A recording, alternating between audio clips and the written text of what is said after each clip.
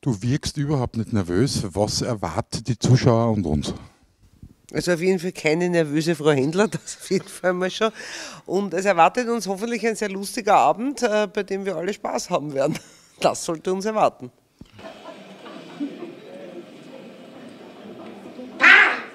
Erst wieso habe ich jetzt einen Schweißausbruch? Das glaube ich nicht. Fast alle haben lange Ärmel, auch schwitzt nicht. Ich habe kurz und schwitz. Soll ich noch was sagen? Ich habe echt schon die Panik. Ich glaube, ich komme in Wechsel. Ha. Wisst ihr, wie viele Fächer ich schon habe? Das glaube ich in jedem Taschen. Unmöglich ist das. Dann lachen sie nicht, das ist arg. Das ist gemein, das kommt nämlich so von unten, so duff. Und dann ist da, kannst nichts machen. Kennt das wer?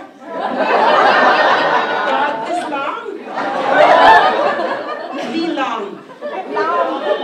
Wie viele Jahre in Jahren? Circa.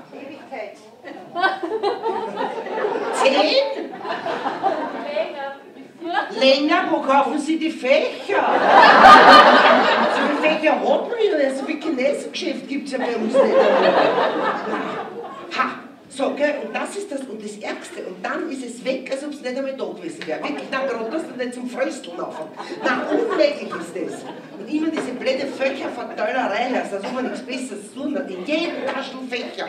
Da sind die meisten Fächer drin. Das ist mein größtes Taschel. Der ist schön, gell? Das ist meine neueste Errungenschaft, mein Gourmet-Transporting-Accessoire. Einkaufstrolley.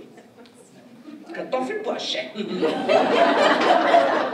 Aber das ist nicht irgendeiner, gell? Der war nicht günstig, Maßanfertigung. Ja, mit dem Geschoss gehörst du zum Naschmarktadel. Da hebt man sich mit Stil und Klasse ab von dem bloßapperten Plastiksack am Träger.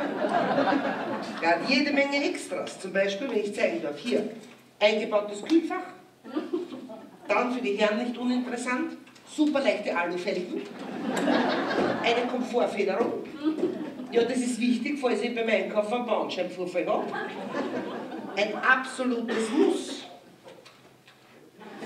Ja, der integrierte Duftbaum mit Moschusaroma, falls ein omega-fette, säurereicher Fisch transportiert wird.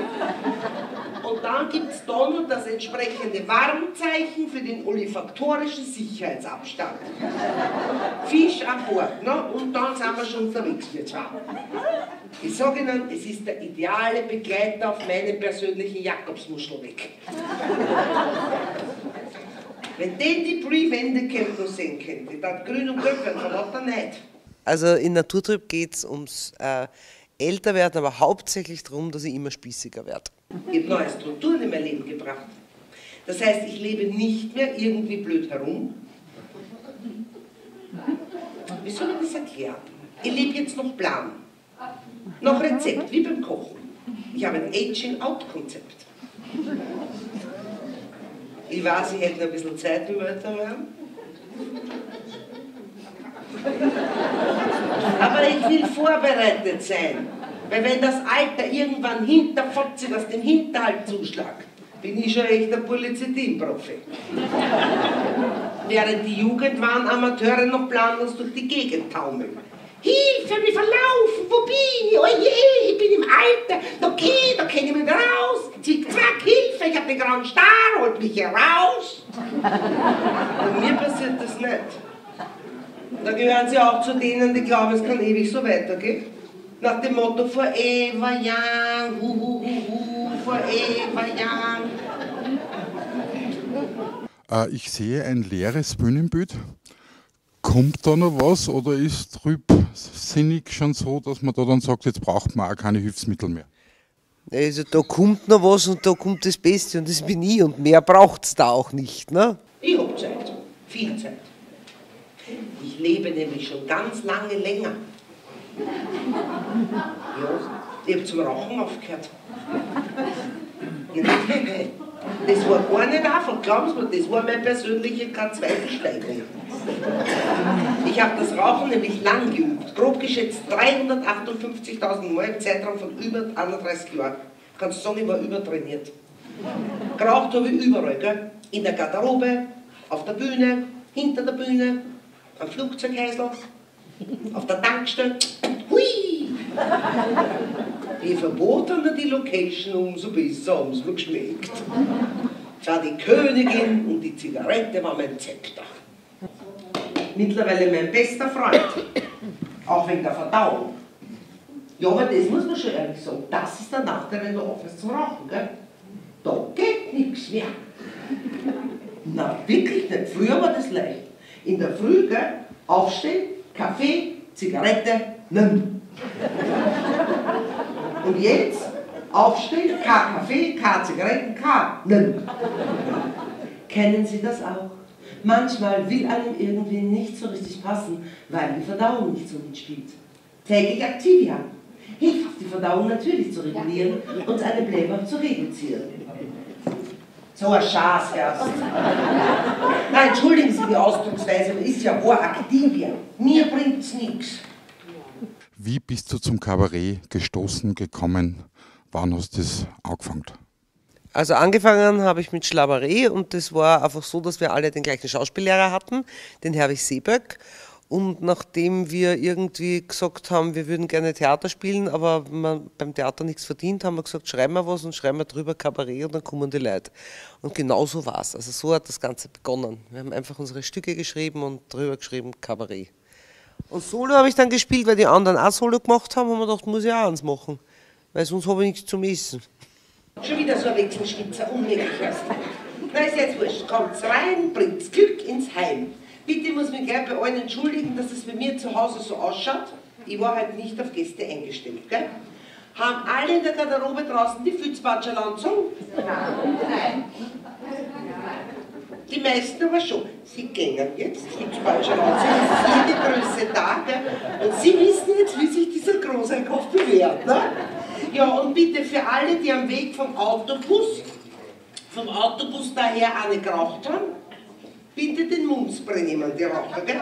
Ich fange da einfach an, gehen Sie es einfach weiter, die Raucher wissen es eh. Alle Raucher einmal sprühen bitte, ja, das geht durch die Reihen so, durch, da, her, Wiedersehen, macht Freude. Das ist kein Witz, weil ich genau gesehen habe, wie Sie vorher draußen geraucht haben. Und was ist mit dem Hauch? Ihr ganzer Hauch vom Rauch verfangt sie in meine Vorhänge. Ja, das Bärli hat die Vorhänge heute gewaschen. Oder war das gestern?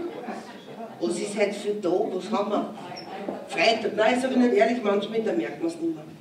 Nein, mein Hirn ist wie eine riesengroße Handtasche.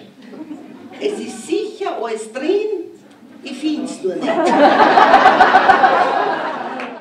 Spießigkeit, was ist für die Spießigkeit? Na, Spießigkeit habe ich an mir selber entdeckt, dass ich zum Beispiel auf einmal gemerkt habe, wenn ich einen Abend zu Hause war und das Telefon läutet um 8:30 am Abend und ich auf einmal zu meinem Freund sage, ja sag, wer ruft denn jetzt noch an? Da habe ich gedacht, na jetzt hat es mir aber.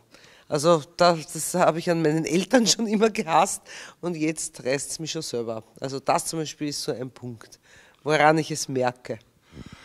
Was hat der gemeint? Was heißt, nichts ganz so sicher wie die Steuer und der Tod? Die Steuer war gerade da!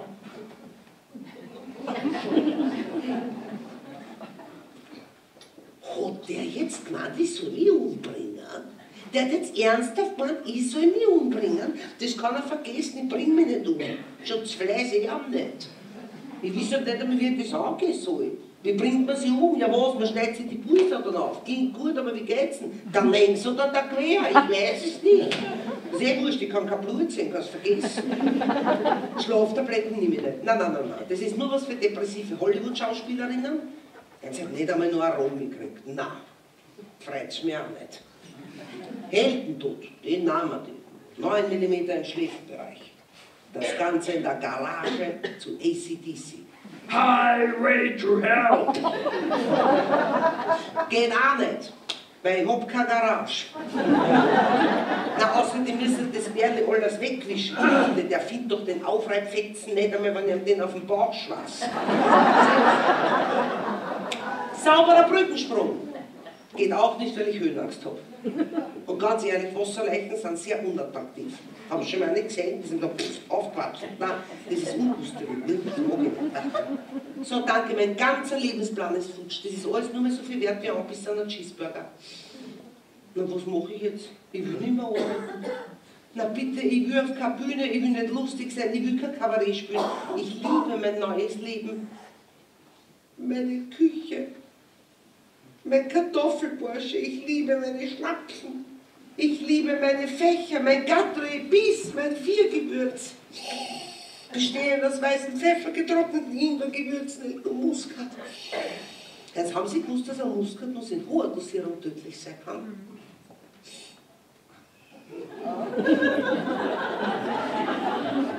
Tödlich.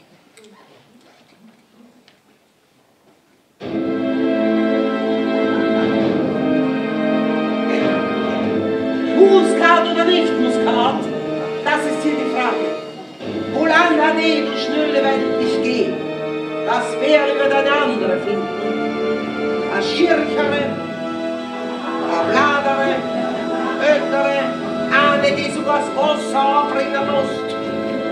Egal, ich bin dann keine Last mehr für mich.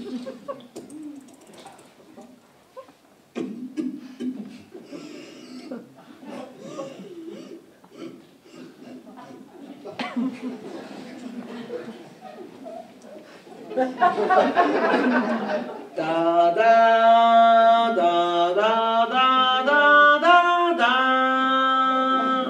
Adieu, mon monde, ich verabschiede mich. Mein Weg ist zu Ende. Moment, warum ich spreche plötzlich mit diesem französischen Akzent? Das muss diese Quatre Bis sein, oh la la. Was für ein Gewürz in die Silberbüchse. Aber egal, ich gehe, ich bin bereit. Adieu, mon Berli, adieu. Ich lasse los. Komm, süßer Tod. Komm und befreie mich von meiner irdischen Qualle.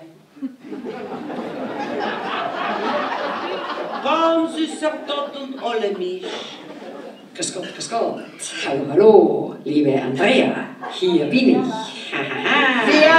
Vera Rußwurm? Um Gottes Willen, nein. Wer ist bitte Vera Rußwurm? Ich bin der Tod. Nun, ich muss mich entschuldigen, dass ich wirklich so spät bin, aber ich habe mich gerade mit einem fürchterlichen Einzelschicksal unterhalten. Nun bin ich bei dir, ein weiteres Schicksal. Meine Frage jetzt an dich, bist du bereit? Können wir gehen? Da gehen wir sicher nicht mit, nur mal nicht damit denken. Andrea, um Gottes Willen, wo willst du hin? Andrea, hallo, Andrea.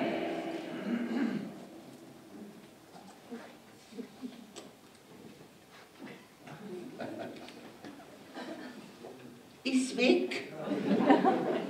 Jetzt weiß ich, warum sie die Leute so von Tod fürchten. Na, das ist keine Lösung. Oje, ich glaube, jetzt gibt es noch eine einzige Lösung. Die schlimmste, die bitterste Pille für jeden Künstler.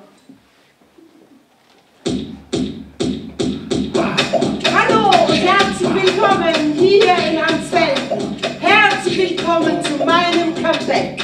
Herzlich willkommen zu Händler Naturtrüb.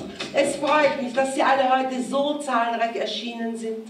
Und glauben Sie mir, wenn ich Ihnen sage, ich habe die Bühne vermisst.